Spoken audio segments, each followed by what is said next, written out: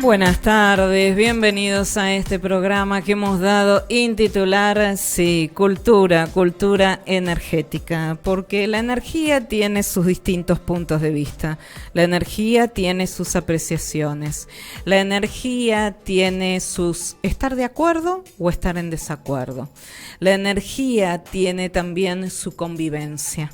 La energía tiene su contenido y tiene su continente.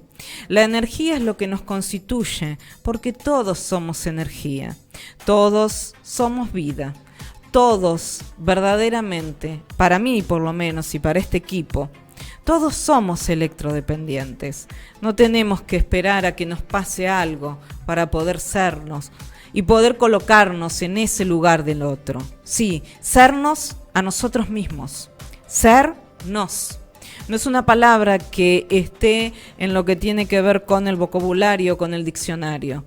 Pero serlo no es únicamente para el otro. Es sernos para con un otro y hacer un nosotros de este ser.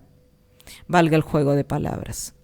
Por eso es que hablamos de una cultura también. Una cultura energética tiene que ver con una cultura que trasciende a la energía específicamente. Es una cultura que hace al todo, que es mucho más que la suma de las partes, que pareciera solo una frase gestáltica, pero va más allá. El todo es más que la suma de las partes. Y también dependemos de cómo colocamos esa figura fondo, cómo la colocamos, cuál es nuestra figura, cuál es nuestro fondo, para poder vehiculizarnos a nuestra propia vida.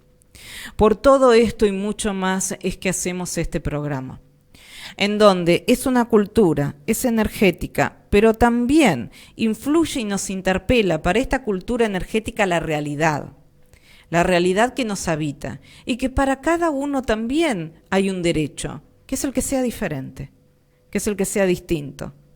Y de cada uno de nosotros, en este sernos, bastará el respeto para con el otro, y la empatía para con el otro, en ponernos en los zapatos del otro y fundamentalmente en los momentos dificultosos. De eso un poco se trata la vida y darnos energía entre nosotros. Por todo esto y mucho más es que hacemos este programa que hemos dado en titular Cultura Energética. Cultura Energética. Porque encender los sentidos para ahorrar con vos es nuestro objetivo.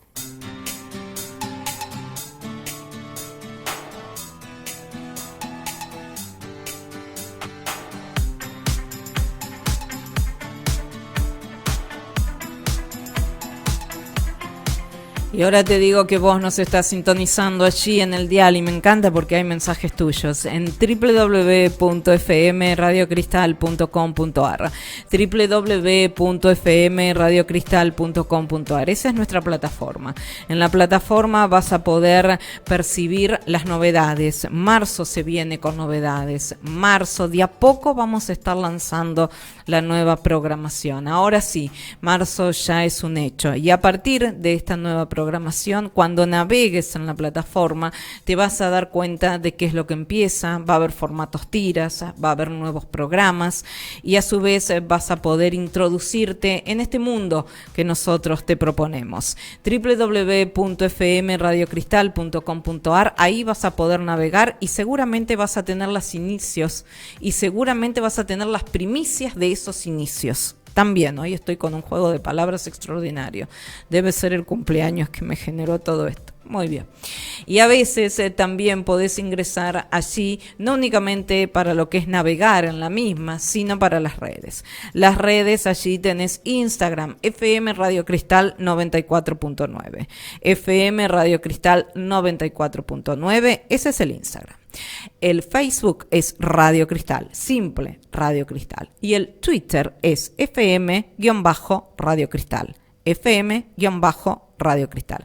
Allí vas a tener en las redes también lo que se denomina un portal de noticias, porque no únicamente tenés a los coconductores, a los temas que se trataron, a los programas, los feed y también las fotografías. No únicamente eso. Vas a tener también cuáles son las noticias a su debido momento, en su debido tiempo, y hasta a veces nos hemos adelantado a noticias que luego lanzó Clarín o La Nación o Página 12, Política Online, lo que vos desees, su ámbito financiero. También hay un equipo de periodistas y en ese equipo tenemos ahora periodistas deportivos. Por ejemplo, cubrieron el clásico de este fin de semana que aconteció, que hubo cantidad de clásicos. Es decir, vas a tener todo lo que tiene que ver con la radio, pero también vas a tener un portal de noticias. Lo mismo y en formato aún muchísimo mejor, lo tenés en la plataforma. Es un portal netamente de noticias en donde vas a introducirte, en donde vas a cliquear y después vas a tener la información de los distintos programas y los vas a poder volver a escuchar. Pero también los vas a poder volver a ver. ¿Y de qué manera? Por YouTube. Y en YouTube vos ingresás en la lupita a Radio Cristal 94.9. Radio Cristal 94.9 y ahí podés visualizar a tu tiempo, en el momento que desees, vos podés visualizar los distintos programas. A la tardecita noche se suben todos los programas, así que excepto alguna eventualidad que haya acontecido en donde se sube el día anterior, pero en 24 horas tenés toda la información y también lo vas a tener subido para que vos lo puedas ver y escuchar cuando desees, y en muchos casos también para que lo puedas ver y escuchar nuevamente. Hay muchos casos que los desean escuchar nuevamente. Como no es únicamente escucha, sino también está la imagen, por eso que ahora adaptamos un formato que es televisivo, radial, nos podés ver también en los casos que los desean. Algunos prefieren mantener la magia de la radio, otros prefieren el formato televisivo en donde también se puede hacer podcast y ediciones. Esto es una decisión absolutamente tuya. Y después también podés descargar la aplicación. Es decir, en un solo clic te podés sumar a nosotros. Descargás la aplicación por medio de Play Store o si no, ingresando en la plataforma. En la plataforma también tenés la manera de descargar la aplicación. Si querés en Play Store, colocás en Play Store Radio Cristal, FM Radio Cristal 94.9, FM Radio Cristal, descargar y ahí descargás la aplicación. En un solo clic, en cualquier parte del mundo nos podés escuchar. Dicho todo esto, bienvenidos a la fusión del año. FM Radio Cristal 94.9. Cultura energética. Enciende la tarde de Radio Cristal. Radio Cristal 94.9. Y aquí estamos, obviamente, en Radio Cristal FM 94.9 y te voy a adelantar nuevamente el Servicio Meteorológico Nacional. Ya superamos la temperatura máxima pronosticada para hoy, pero te voy a ir adentrando en otras cuestiones. 29 grados 4, sensación térmica 32 grados 3, humedad del 62%, presión 1012.5 hectopascales, viento este a 5 kilómetros por hora y la visibilidad es de 10 kilómetros. Tormentas aisladas va a ser durante la tardecita, noche, a la noche ya va a estar parcialmente nublado. Ahora, el viernes no da lluvias, vamos a tener una mínima de 21, una máxima de 28. El sábado, una mínima de 23, una máxima de 30, tormentas aisladas durante la madrugada, primera mañana. Por la tarde, noche del día sábado vamos a tener tormentas y las precipitaciones van a tener mayor intensidad, ¿sí? Un sábado de tormentas, desde aisladas hasta mayor intensidad. La mayor intensidad la vas a encontrar por la tarde-noche con un 40 a un 70% la probabilidad. Esa es de no fallar. Ahora vamos con el domingo, que a partir del sábado vas a tener una linda semana. Domingo, mínima de 17, máxima de 26. Lunes, mínima de 17, máxima de 28. Martes, mínima de 18, máxima de 28. Miércoles, mínima de 22, máxima de 30. Por consiguiente, un bocato di cardinale para lo que resta de la semana en lo que es el Servicio Meteorológico Nacional. Y ya estoy con él, ya estoy con mi coconductor, y ya se viene nuestro invitado de lujo del día de la fecha. Y si hablamos de mi coconductor, presidente de Fundación Excelencia, una excelencia en energía, una excelencia en educación, estamos con Ricardo Nin. Hola Richard, ¿cómo estás? Buenas tardes. Buenas tardes, Ale. Bueno, estoy muy bien y como bien dijiste, ya está nuestro invitado. Creo que no tenemos mucho tiempo con él porque está muy ocupado, así que vamos a aprovechar a escucharlo y a poder preguntarle cosas de interés para nosotros. Después podemos seguir conversando otros temas, pero lo importante es recibirlo a él. Ahora lo estamos enganchando al respecto. Lo están enganchando, creía que ya estaba enganchado. No, lo estamos, esto es cultura energética, lo estamos enganchando en este preciso Qué momento. Es una energía de vida esto, y en esta energía cobramos la electricidad, positivo, negativo, negativo, positivo, los es que polos. La energía es vida. Siempre sin lugar vida. A dudas. Siempre es vida. ¿Qué opinas del tema energético, Ricardo? ¿Qué tema? Bueno, muchas cosas en este momento se están escuchando del tema energético. Yo creo que hay mucha confusión. La gente todavía no tomó realidad de las tarifas que van a llegar. No se clarificó tampoco desde el gobierno. Mucha confusión porque todavía en los lugares en donde deben tomarse las decisiones, reitero, hay confusión. Entonces, vamos a esperar, pero todo apunta a que esto va a venir un poquito complicado. ¿Crees en la segmentación de tarifas o crees en esta segmentación de tarifas? Mirá, creo en una segmentación de tarifas si es adecuada y criteriosa. Ya lo hemos hablado eso. ¿Cuándo es adecuada y criteriosa? Cuando vos verdaderamente cargas donde se puede y descargas donde no se puede. Bien. Me refiero al poder adquisitivo de las personas, ¿no es cierto? No tengo ninguna duda que todos deben pagar la energía, pero debemos nosotros, o el Estado Nacional, tener conciencia qué es lo que le va a cobrar a cada uno de esos segmentos. Lo mismo pasa en el gas. Yo creo que hay que cargar adecuadamente la cosa, donde se puede y a quienes pueden. Vamos a decir que tenemos un N1 aproximadamente de 150, un N2 de 70, un N3 de 65. Es una pregunta que siempre hago. ¿Por qué al N1, que son los que verdaderamente lo pueden pagar, no se ejecuta un 300% en lugar de tocar a un N2 y a un N1 que aparte, discúlpenme, pero encima el N3 pagar 65, el N2 pagar 70, es irrisoria la diferencia? Es muy irrisoria la diferencia, y además de que es irrisoria la diferencia, 60.000 pesos has dicho, ¿no? 60%, 75% y un 150%. Bueno. ¿Qué tiene que ver con lo que estás diciendo? Por eso lo dije. Pero tomemos conciencia cuando hablamos de porcentajes. ¿Dónde colocamos esos porcentajes? Y en fin, y cómo lo implementamos. Mirá, siempre los extremos son malos en la vida. Sí. Yo no voy a decir que estuvo bien todo lo que se aplicó durante los gobiernos anteriores. Había algunas cosas que se podían haber hecho mejor, ¿no? Sí.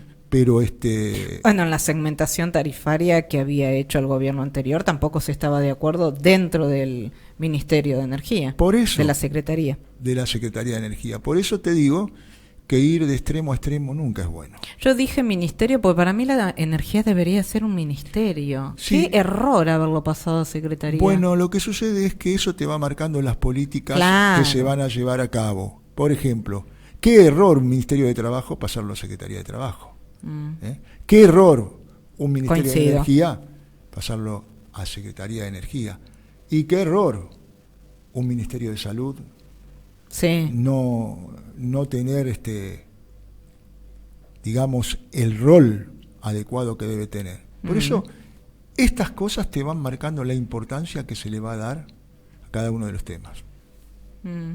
O la relativización que se le va a hacer a cada uno de los temas. Mira, yo recuerdo en otras épocas, te voy a nombrar algunas cosas vividas desde el área de trabajo.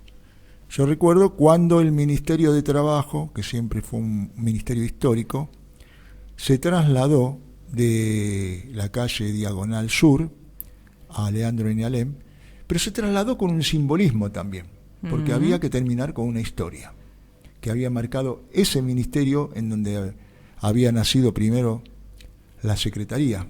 Sí. Bueno, que la Secretaría de Trabajo que creó en su momento el general Perón, el presidente Perón. Pero bueno, ¿a qué vamos con esto? A que ese ministerio dejó un montón de roles de lado.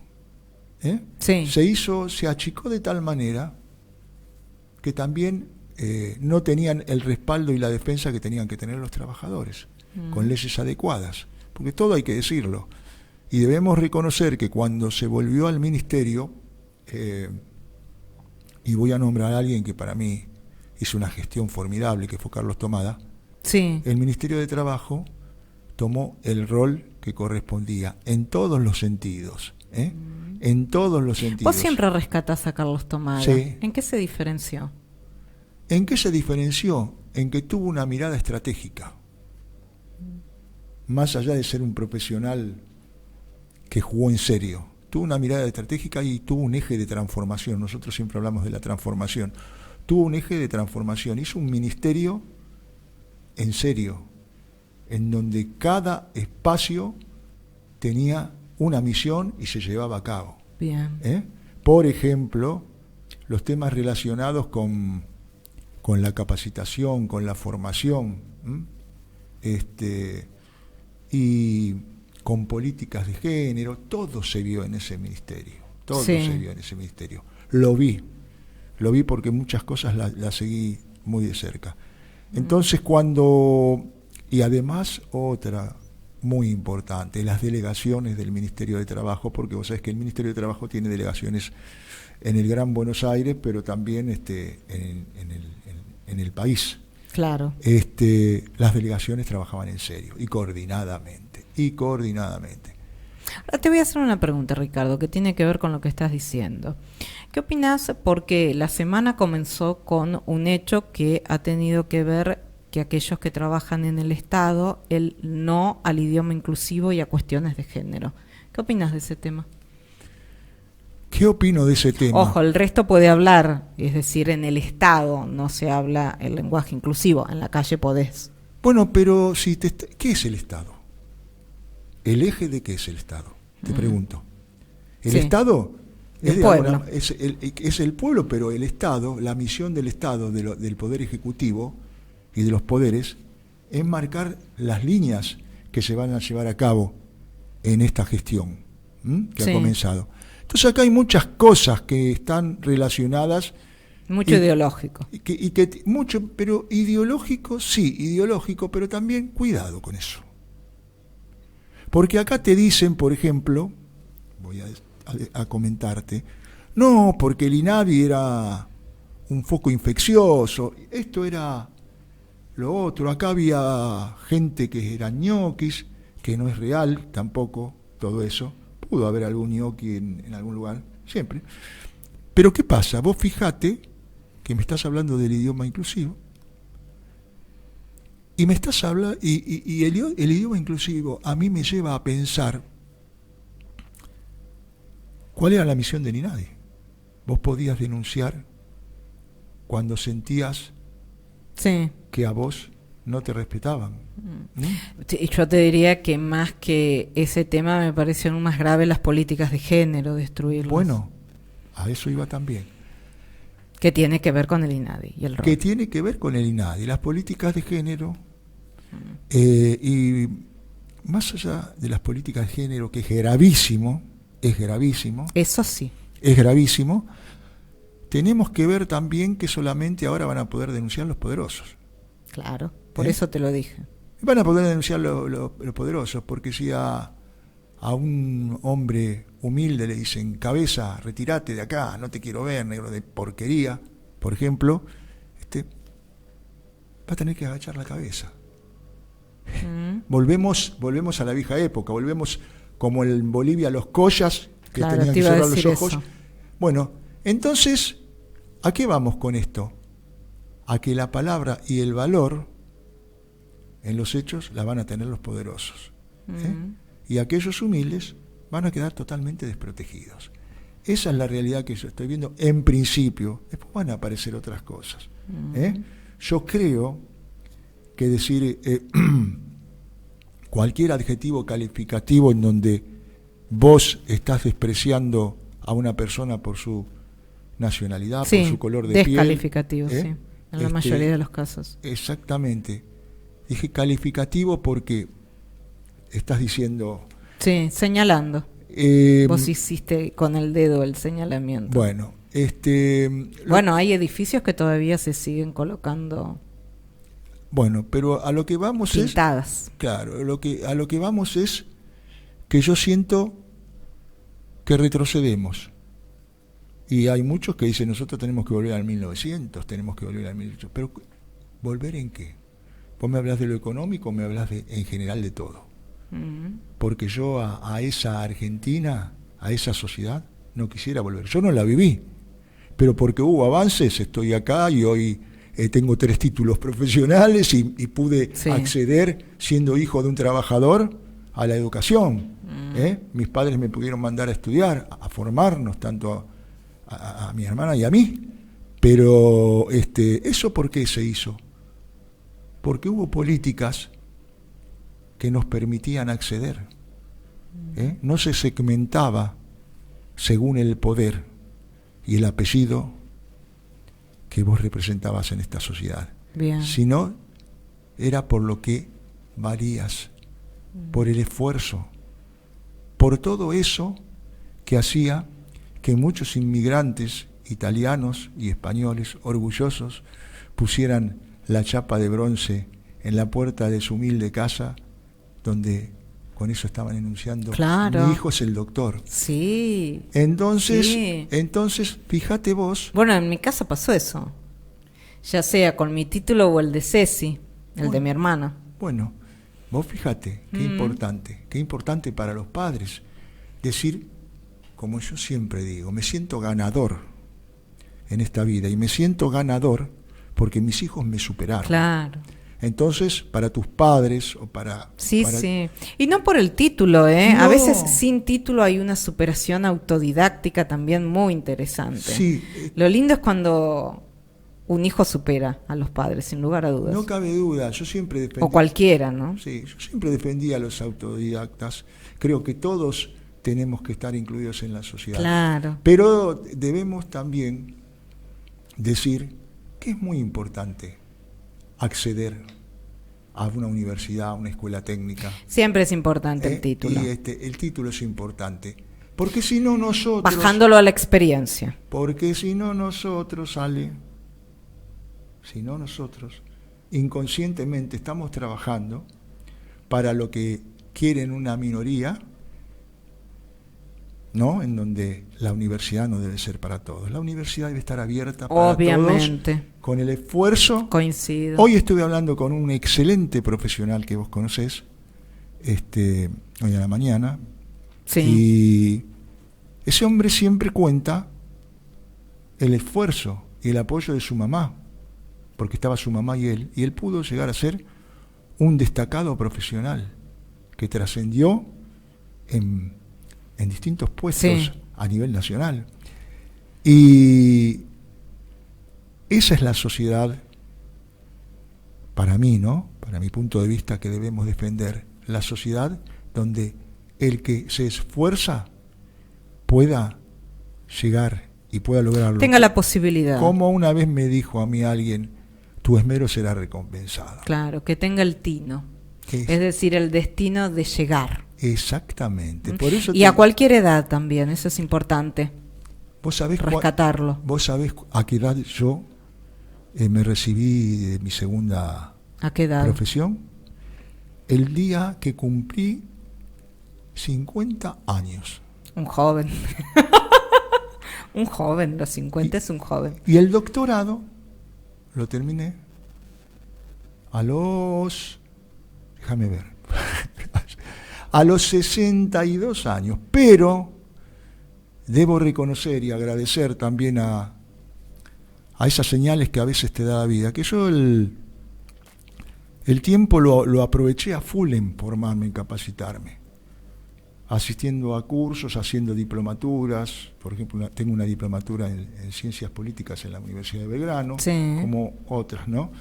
Pero recuerdo que el día sábado, mirá lo que vino a mi mente, ¿no?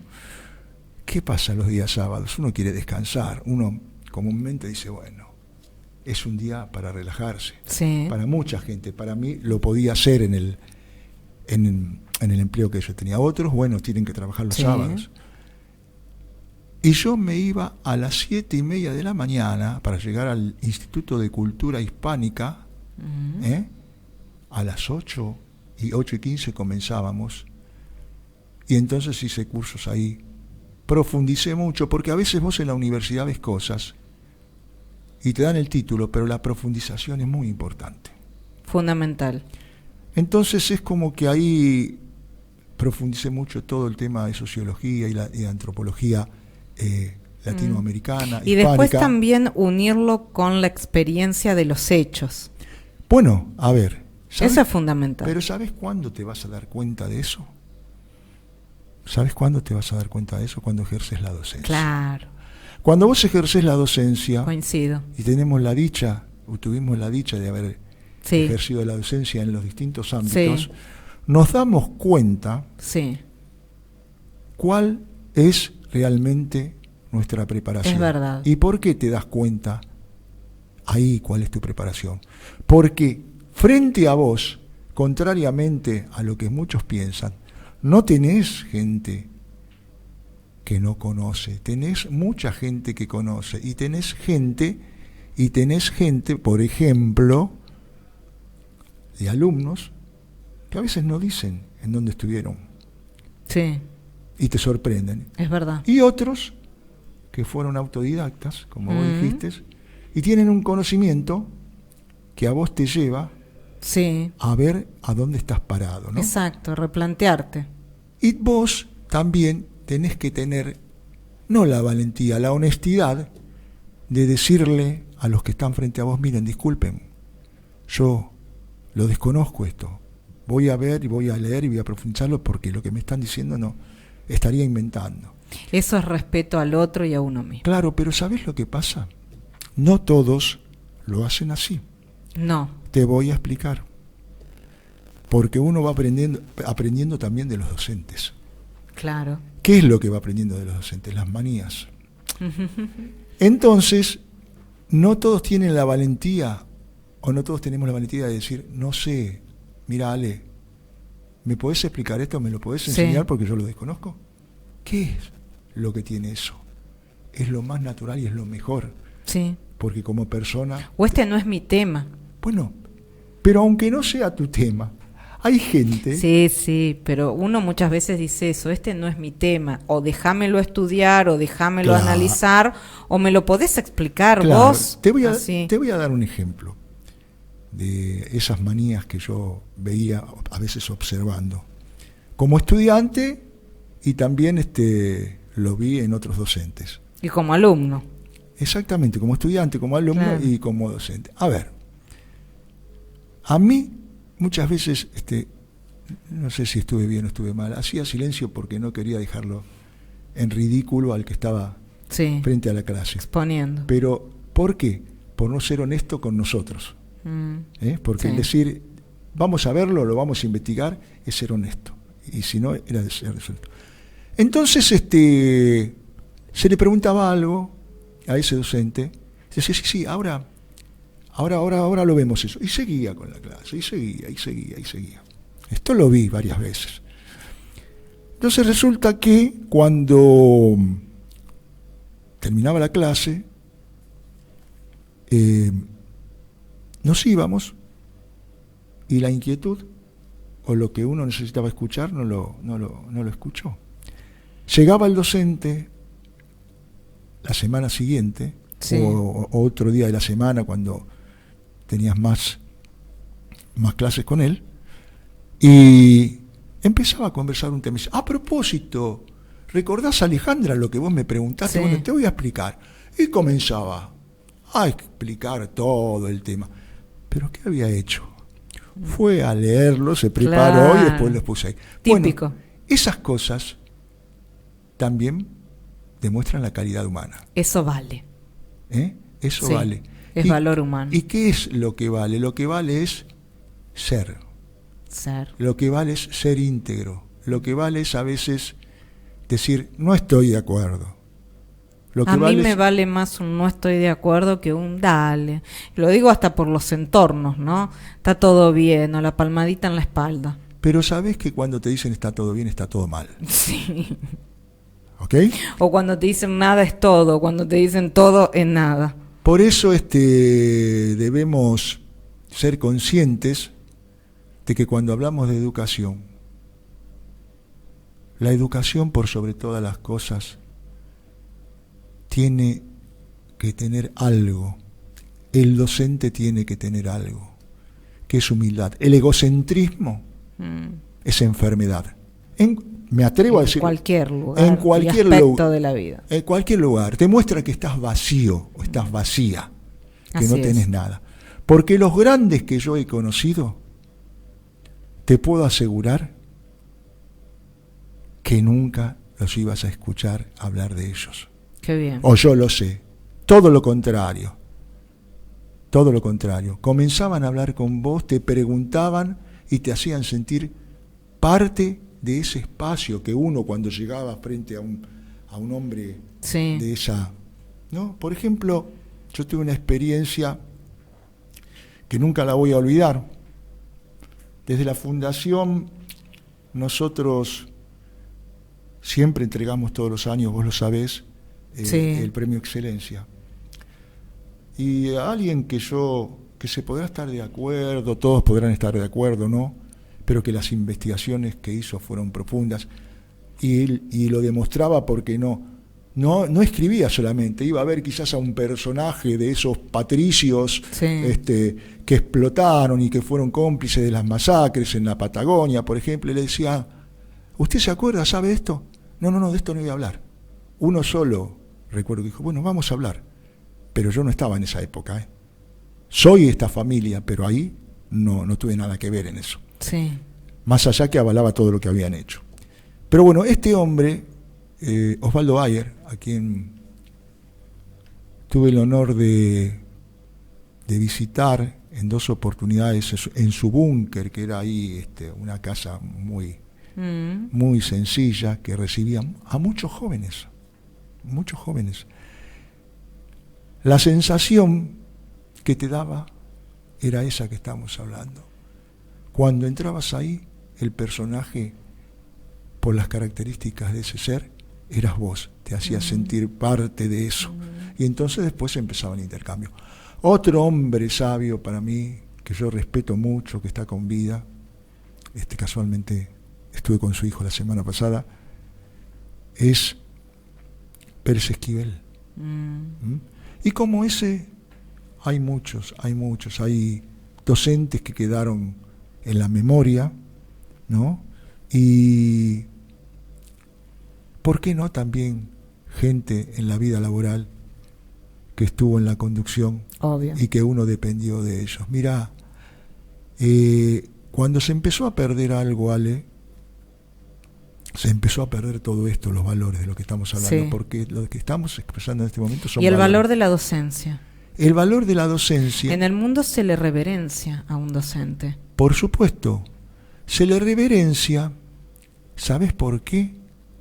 Porque para muchas culturas el docente es la fuente de la vida. Claro. ¿Sabes, por ejemplo, en qué país el docente tiene el salario más alto? En Alemania.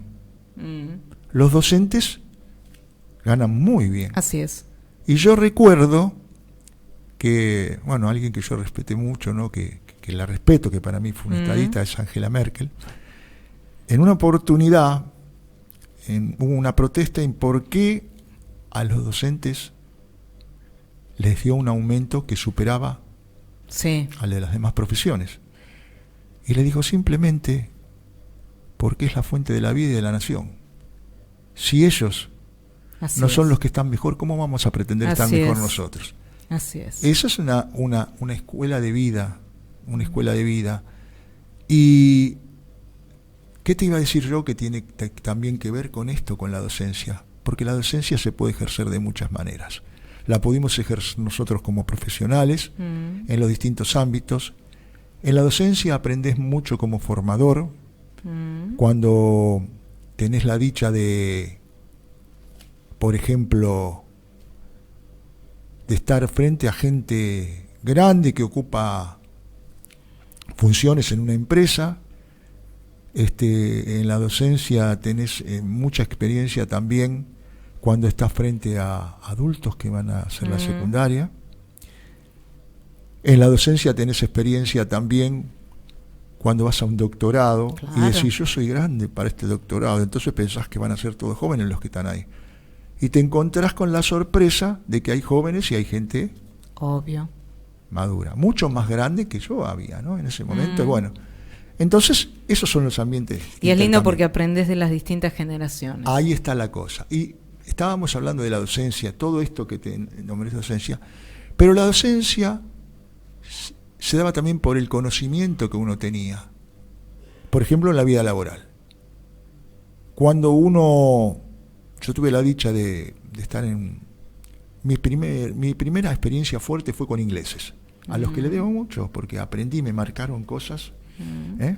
Después estuve muy relacionado con la vida alemana, a quien agradezco mucho, porque marcaron en profundidad valores para mí que fueron muy importantes. Pero en una experiencia laboral ya a partir de los 22 años, que comenzó como eje de transformación en mi vida, me recibió un señor, sí, nunca lo voy a olvidar, que cuando me recibió me dio la mano y me dijo, mantén tu personalidad, sé tú.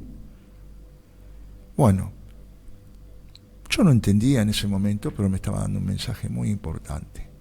Ahora, ¿qué pasaba en ese momento con los jóvenes?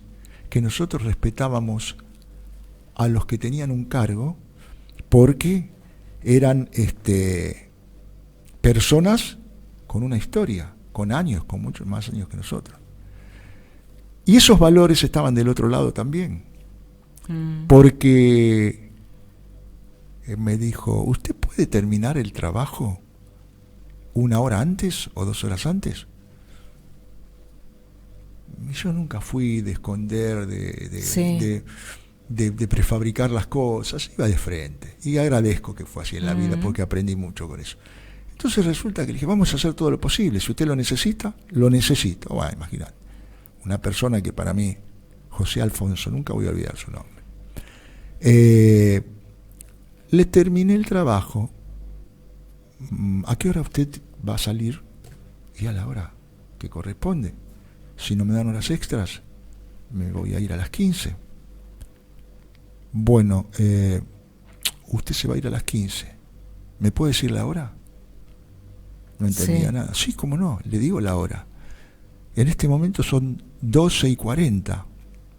Bueno, usted se va al archivo, toma sus libros y vaya a prepararse para el examen que tiene que dar. O sea, te incentivaban a estudiar, te incentivaban a muchas cosas. Y la vida me puso en otra experiencia también con la cual aprendí. ¿Y qué nos pasó, Ricardo? Bueno, que se perdieron todas esas cosas que están relacionadas con los valores en todos los lugares. Esa experiencia que aprendí, te la digo porque para mí fue fantástica. Cosa que no esperaba. Yo con 25 años ya estaba a cargo de un departamento. Y yo dije, porque no me puse yo ahí, me pusieron otros. Yo dije, ¿y ahora qué voy a hacer? Y frente a mí tenía gente mayor, tenía gente que se estaba por jubilar, ¿no? Y digo, ¿cómo? Fíjate vos, cuando uno está en la práctica, en el aprendizaje, ¿cómo le voy a dar una orden y le voy a pedir a ellos? Y recuerdo que estaba así frente a 4 señores. Bernabá, nunca me voy a olvidar un apellido que fue que me dijo, Ricardo, vos sos el jefe y nosotros estamos acá para hacer los trabajos, por lo tanto tenés que pedirnos qué es lo que debemos hacer, qué ¿Qué nos pasó? Eso. Perdimos las cosas grandes de la vida, que son los valores, que son el respeto, que nos marca muchas veces el eje de la transformación, el respeto, el saber escuchar, el saber agradecer, el comprender, porque a veces tenés frente a vos una persona que está sacada. Y el dialogar. Y cuando estás sacada, no podés hacer mucho. Vos vas, haces silencio. Pero esto nos pasa en nuestra vida afectiva, nos pasa en nuestra vida, ¿verdad? Deja. No, y en la dirigencia política también. Bueno, pero voy al llano. Al llano donde hay valores. En la dirigencia política, lamentablemente. ¿No hay valores? No. Hoy creo que estamos como estamos porque se perdieron los valores. ¿Y cuál es el primer valor en la dirigencia política, Ale? El primer valor es saber que estás ahí porque te han elegido y estás para servir. Y la honestidad que vos dijiste. Y la honestidad. Y no te tenés que olvidar que no hay un tornillo en tu cola y el sillón. Estás ahí porque te eligieron. Y te eligieron por lo que vos dijiste y por lo que vos prometiste. Entonces, por eso debes cumplir o deberías cumplir con esas obligaciones que vos juraste, porque vos juraste. Sí, es verdad. Vos juraste. Entonces yo creo que ahí tenemos que también volver a acordarnos de muchos que pasaron por el Congreso y que nos marcaron una historia de vida. Y yo digo que... ¿A vos quién te marcó una historia de vida? Y muchos. Una historia de vida. Mira, el primero que me marcó una historia que era un desconocido, que tuve el honor de tener su amistad después. Me imagino. Fue el diputado Daniel Esaín. Me imagino. Un diputado que en el fondo, él decía, siempre me decía, vos sos esto, yo no soy esto. Está bien, digo, no hay ningún problema, pero resulta que un día le dije, yo soy esto, pero vos no te diste cuenta ya cuando teníamos que vos sos lo mismo que yo. Porque buscás, nunca me voy a olvidar de ese gran amigo, el diputado Jesús Blanco, otro grande, muchos, no quiero. Imagino también Lorenzo Pepe. Bueno, a eso lo iba a dejar para el final. Don Lorenzo Pepe fue un maestro, un hermano, y me emociono porque no está bien en este momento don Lorenzo Pepe, pero tuve el honor que me dio su amistad, y que en muchos lugares, cuando había que poner los valores en juego, siempre reconoció mi honestidad, ¿no? Don Lorenzo Pepe, por sobre todas las cosas, fue un maestro de la vida. Nunca se olvidó de por qué estaba ahí. Y hubo muchos. También recuerdo a alguien que salió con nosotros que seguramente vos lo vas a decir, Juancho.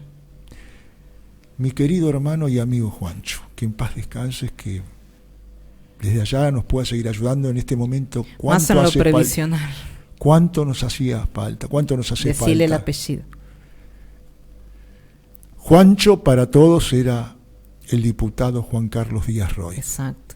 La mano derecha en todo lo previsional del eje de transformación que se dio en los años 2001, 2002, desde 2002 en adelante.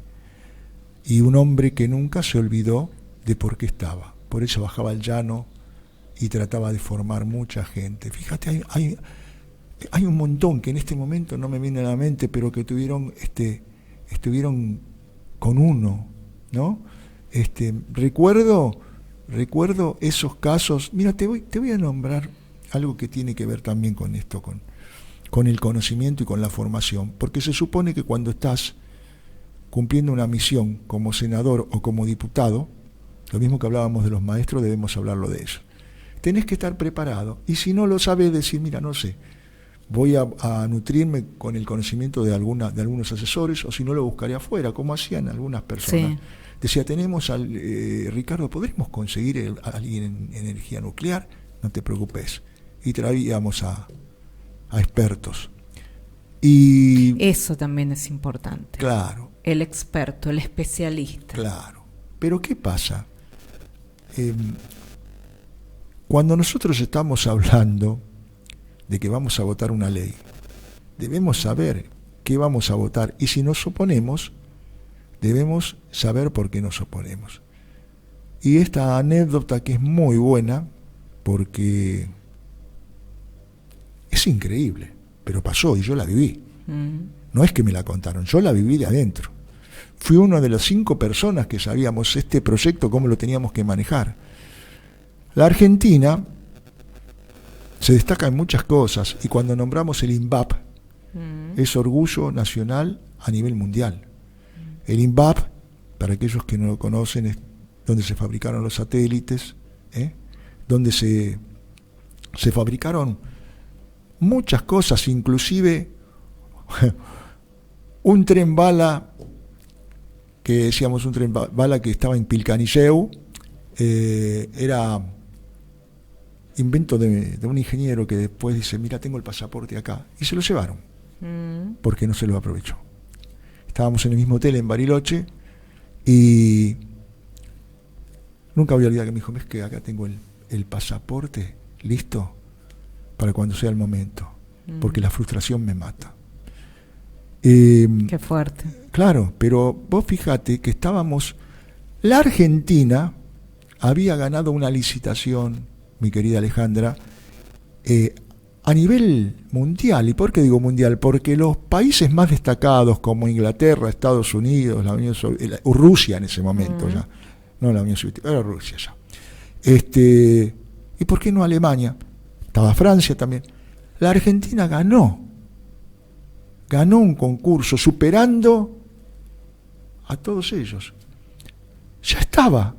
Lo único que necesitábamos era la aprobación de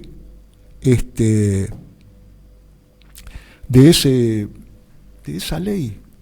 Dijera, se autoriza la venta de este reactor de investigación a Australia. Mirá lo que te estoy diciendo, a Australia. Hoy que estamos tanto con el pensamiento austríaco. Bueno, y entonces resulta que se nos va el tiempo, voy a tratar porque es largo esto. A mí me apasionaba sentarme y escuchar a todos los diputados. Para mí era algo maravilloso, porque también uno aprendía escuchando. Algunos sabían.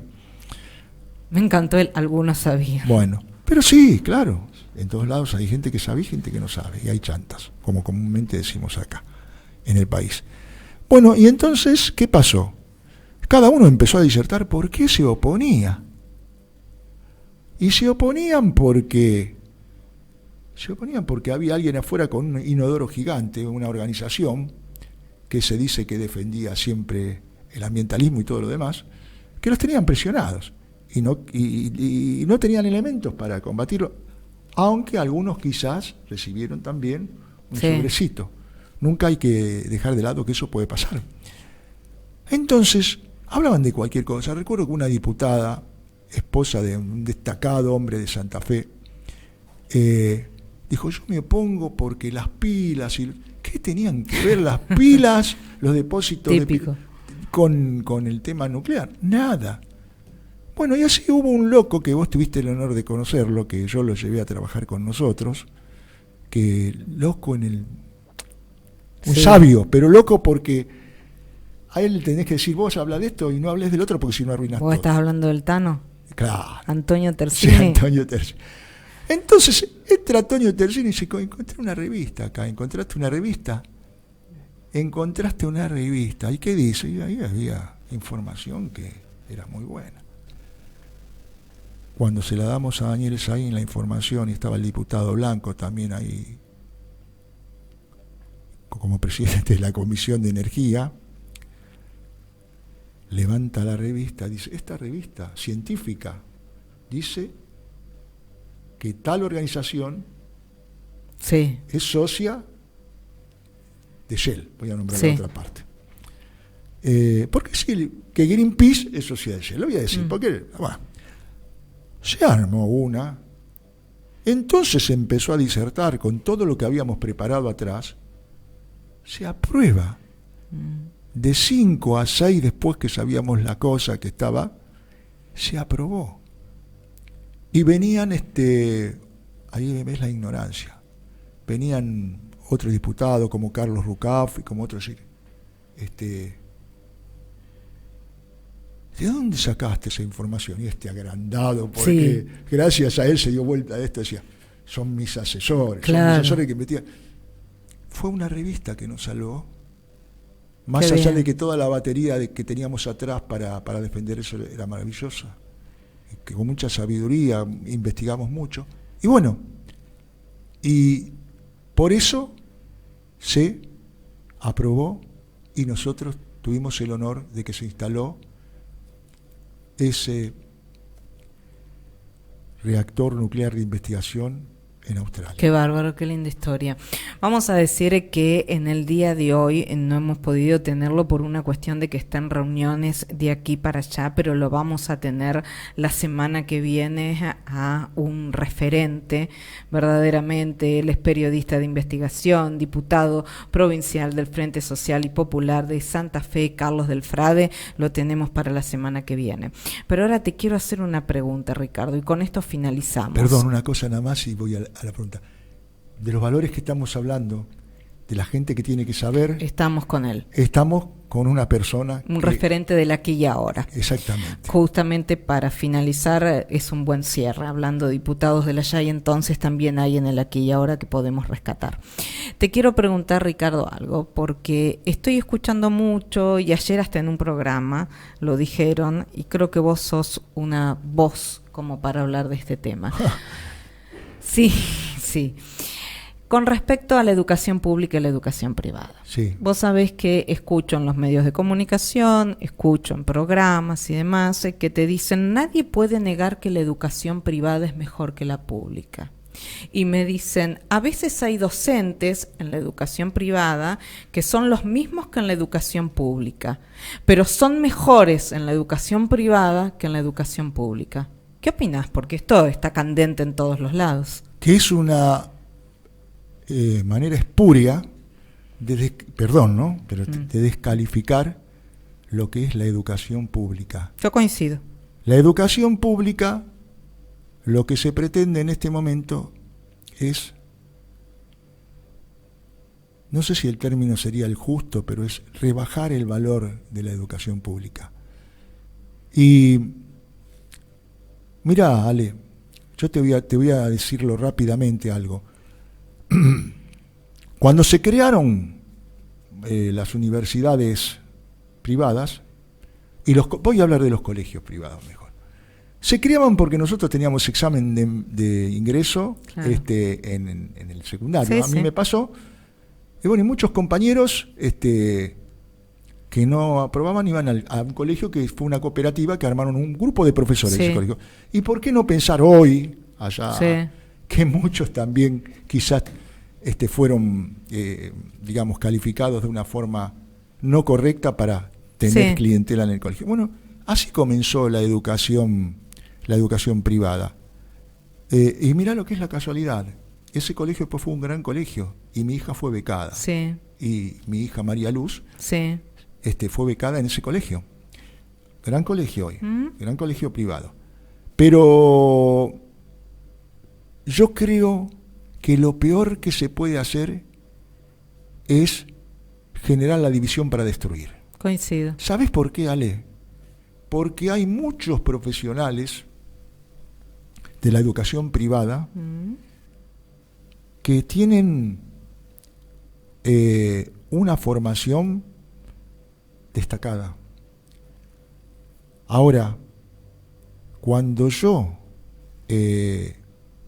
digo lo que están expresando, estoy demostrando que lo que quiero es generar la división y lo que quiero es descalificar, porque acá hay algo que quieren descalificar a los docentes argentinos. Bien. ¿Ok? Se quiere descalificar a los docentes argentinos. Y fíjate qué contradicción, que te dicen a vos no, porque la educación privada es mejor. Y hay directoras, por ejemplo un caso, de un colegio de educación privada que son directoras Sí. de un colegio de educación pública. Pero te dicen que no sé por qué es mejor en la privada, funciona mejor. Bueno, no, ese es un concepto que está relacionado para mí con querer generar una transformación en los niveles de la educación para seguir sometiéndonos Bien. y descalificando lo más importante que tuvo este país, la educación pública, porque este país se destacó a nivel rápidamente lo digo, a nivel latinoamericano, a nivel continental, por sus destacados hombres y la educación pública. No te olvides que hubo universidades como la UBA o como la Universidad de La Plata. La Universidad de La Plata en un momento fue la quinta a nivel mundial. Y la Universidad de La Plata, en su fundación y después, era un eje destacado a nivel continental. Y ahora sí, nos despedimos. Fantástico programa, gran mano a mano. Hablamos de energía, hablamos de educación y también desterramos algunos mitos. Por todo esto y mucho más, valoramos la energía y la educación. ¿Y en dónde va a ser si no es en cultura energética? Y valoramos la educación pública, Sí. no la descalifiquen. Vamos a hablar de la educación, ¿no? En general. Por supuesto. No vamos a hacer divide y reinarás como quieren los demás. No, así es, muy bien, Ale, muy bien. Y vamos entonces mañana a encontrarnos aquí también de 14 a 15 con nuestra mesaza de los días viernes. Pero quédate porque se viene el transformador y ya está nuestro invitado de lujo aquí en el piso. Extraordinario. Continuamos aquí, ahora en el transformador y te decimos con Cultura Energética hasta mañana. Hasta mañana. El presidente de Fundación Excelencia. Yo he sido Alejandra Piaggi. Chao, gracias, los amamos. Atención, oyentes de